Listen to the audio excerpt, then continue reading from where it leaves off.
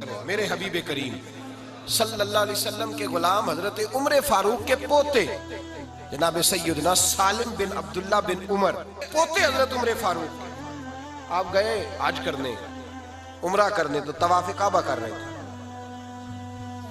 طواف کعبہ کر رہے تھے تو حشام بن عبد الملک گورنر تھا مکے کا، ملنے آ گیا۔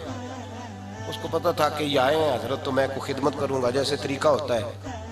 حضرت سالم بن عبداللہ طواف کعبہ کر رہے تھے تو بادشاہ صاحب آگے کھڑے ہو گئے، کعبے کے دروازے کے سامنے آپ کھڑے ہیں۔ کہنے لگا حضور میں کوئی خدمت کرنا چاہتا تھا، کوئی خدمت کرا لیں۔ آپ فرمانے لگے تو بڑا بیوقوف ہے، اللہ کے گھر کے سامنے کھڑے ہو کے بھی میں دنیا داروں سے مانگوں؟ اللہ کے گھر کے سامنے کھڑے ہو کے بھی دنیا داروں سے مانگوں؟ چل دوڑ جا، پتہ نہیں کہاں کھڑا ہے۔ کہنے لگا حضور میں باہر کھڑا ہوتا ہوں، آپ فارغ ہو کے آ جائیں۔ حضرت سالم ابن عبداللہ رضی اللہ تعالیٰ عنہ طواف مکمل کیا، حرم کعبہ سے باہر نکلے، مسجد الحرام سے باہر گئے، سامنے بادشاہ کھڑا تھا۔ کہنے لگا حضور اب تو مسجد سے باہر آ گئے، آپ مہربانی کریں، میں کوئی خدمت کرنا چاہتا ہوں، کوئی حکم کریں، مہربانی فرمائیں، نظر کرم کچھ ہو۔ حضرت سالم ابن عبداللہ درویش آدمی، اسی کسے دے کچھ بھی نہیں لگ دے، نہ کوئی ساڈا دردی، سیدھی سادی طبیعت، سیدھی سادی، سانو تخت ہزارے دی لوڑ کیے، نالے کی لگے شہر ببول دے نال، اسی اپنی بال کے سیکنے ہیں، سانو کی لگے کسی اور دے نال۔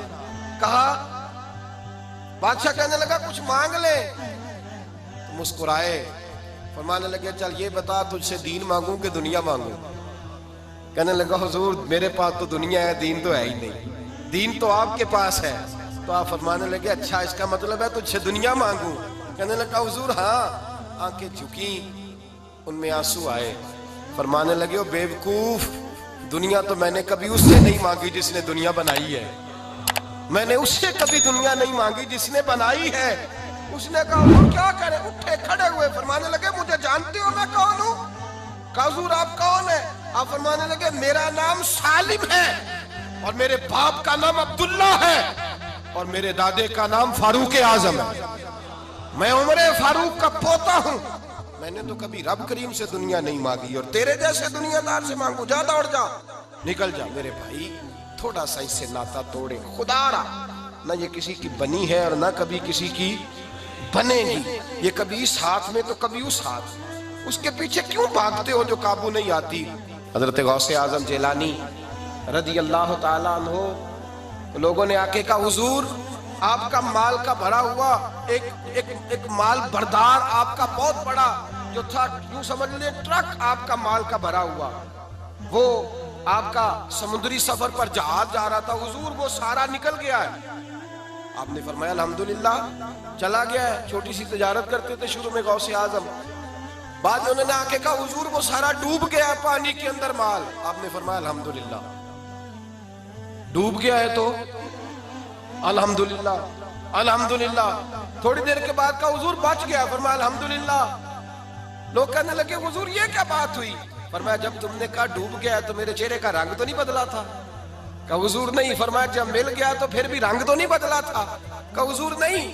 تو کہا الحمدللہ آپ نے کیوں کہا؟ آپ فرمانے لگے مال نہ بھی رہے تب بھی الحمدللہ، آ جائے تب بھی الحمدللہ، اس لیے کہ نہ میں مال کے پیچھے بھاگتا ہوں نہ پیار کرتا ہوں، میں تو صرف اپنے رب کی تعریف کرتا ہوں۔ میرے بھائی اتنی دولت سے محبت، تقریریں بکتی ہیں، نعتیں بکتی ہیں، قرآن پاک کی تلاوتیں بکتی ہیں، معاذ اللہ، ریٹ لگتے ہیں، ریٹ لگتے ہیں۔ لوگ پیغام دیتے ہیں، کہتے ہیں مولانا کتنے پیسے لیں گے آنے کے، نعت خان صاحب کتنے پیسے لیں گے؟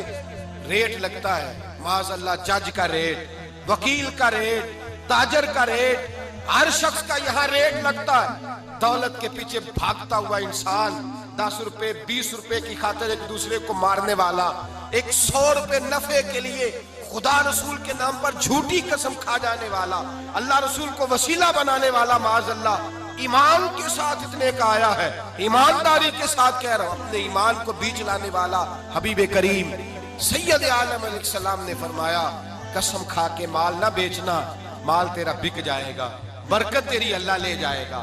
میرے بھائیوں اس دولت کے ساتھ تو میرے نبی نے محبت فرمائی نہیں، اس کی طرف تو توجہ کی نہیں، ہم اپنا پیٹ پالنے نکلتے ہیں، کوئی نہیں پلتا. ساری زندگی وہ بھوک وہ ایسی ہے جیسے ازل کی ہے، ختم ہی نہیں ہوتی. رب کریم کے بندے حضرت عمر فاروق رضی اللہ تعالیٰ عنہ فرمایا کرتے تھے میں نے رب کریم سے کبھی دولت کا سوال ہی نہیں کیا. فرماتے میں نے کبھی، جاگ رہے ہیں آپ حضرات، پکی بات ہے، کہتے میں نے کبھی یہ بھی نہیں کہا کہ اللہ ضرورت کے دے دے، یہ بھی نہیں کہا. پر میں اس لیے کہ میرے رب میرے حال سے باخبر ہے، اس نے میری روزی کا وعدہ فرمایا ہے. یہ سوال مجھے اس سے کرنے کی ضرورت، اللہ سے مانگا ہی نہیں کبھی، پیسے کا سوال ہی نہیں کیا، کبھی بات ہی نہیں کی. کہ میرے نبی کریم صلی اللہ تعالی علیہ وآلہ وسلم نے صحابہ کرام علیہم رضوان کے مجمع میں یہ بات ارشاد فرمائی. صحابہ کہنے لگے حضور دیکھیے کتنا خوبصورت موقع ہے، کتنا اچھا موقع ہے، اور کس قدر اللہ نے حالات ہمارے حق میں کر دیے کہ حضور ایک مسلمان میدان میں نکلتا ہے تو کافر دوڑنے لگتے ہیں، کافر بھاگنے لگتے ہیں. ایک مسلمان میدان، حضور کس قدر اللہ نے فضل کیا. میرے حبیب کریم علیہ السلام نے ٹھنڈی آہ بھری، ٹھنڈی آہ بھری حضور نے، اور کریم محبوب نے فرمایا ایک وقت وہ بھی آئے گا آج ایک مسلمان سینکڑوں کافروں کو بھگا دیتا ہے. یہ یاد رکھنی آپ نے حدیث کا، ایک وقت ایسا آئے گا ایک کافر ہوگا اور 1000 مسلمان اس کے آگے دوڑ رہا ہوگا. بھاگ جائیں گے مسلمان، بھاگیں گے، ایک کافر کے آگے بھاگ رہے ہوں گے مسلمان. صحابہ کرام حیرت میں مبتلا ہو، آنکھیں کھول کے دیکھنے لگے. ان کے لیے یہ بات اچنبھا تھی، ان کے لیے یہ بات انوکھی تھی، یہ انفرادی بات. حضور یہ آپ کیا فرما رہے ہیں؟ محبوب کریم علیہ السلام نے فرمایا میں تمہیں بتلا رہا ہوں ایک وقت ایسا آئے گا، ایک وقت آئے گا کہ ایک مسلمان، آج تو یہ وقت ہے کہ ایک مسلمان 1000 کافر کو بھگاتا ہے، پھر ایک کافر 1000 مسلمان کو بھگائے گا. تو صحابہ نے کہا حضور ہم تھوڑے ہوں گے؟ فرمایا نہیں بڑی کثرت سے ہوں گے. یا رسول اللہ ہمیں جنگ نہیں کرنی آتی ہوگی؟ فرمایا نہیں جدید اسلحے ہوں گے، جدید ہتھیاروں سے لیس ہوگی میری امت. حضور پھر وجہ کیا ہوگی؟ نبی پاک نے فرمایا تمہارے اندر وہن پیدا ہو جائے گا.